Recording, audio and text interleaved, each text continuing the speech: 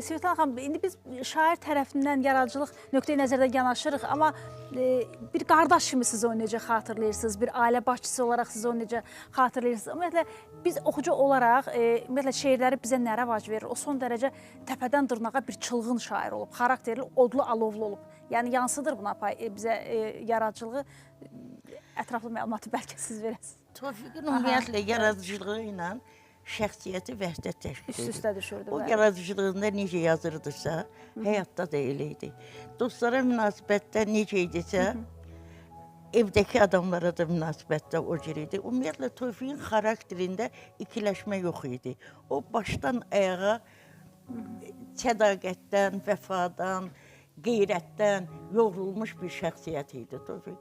Tofiq bütün özünün o dövrdə yaşayan dostlarının hər bir uğuruna sevinməyi bacarırdı. Kimlərlə daha çox dostluq edir Svetlana xanım? Məsələn, Əli Kərim onun çox sevdiyi bir şair idi. Əli Kərimin vaxtsız vəfatı Tofiqi son dərəcə kədərlənmişdi. Onu faciə kimi qəbul eləmişdi. Məmməd Araza Tofiqin böyük məhəbbəti var idi. Azərbaycanın böyük şairi hesab eləyirdi Məmməd Arazı. O özündən qabaqçılara, öz sələflərinə də münasibətində elə idi. Yəni, Tofiq Səməd Vurğunu özünün kumiri sayırdı.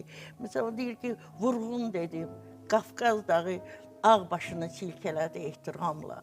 Vurğun dedim, gözlərimdən yaş töküldü damla-damla. Həddindən artıq çox bağlılıq var idi. Mənim bir xatirə yadıma düşür.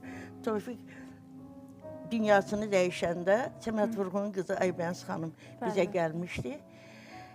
Və o, orada belə bir ifadə işlətdi. Dedi, Səməd Vurğunun 2 övladı ədəbiyyatçı olub. Amma mən bugün belə hesab edirəm ki, Səməd Vurğunun həqiqi varisi bugün dünyasını dəyişdi. Çünki Tofiq əvvəla yazı üslubunda Səməd Vurğunun ənənələrini davam edirdi. Vətənə bağlılıqda Səməd Vurğun gedən yolda gedirdi. O deyirdi ki, mən vətənə Füzuli, Abbas Səhhət deyirəm. Mən vətənə Sabiri, doğan qeyrət deyirəm. Vətənimdir, vətənim, ilk məhəbbət deyirəm. Azərbaycan deyəndə.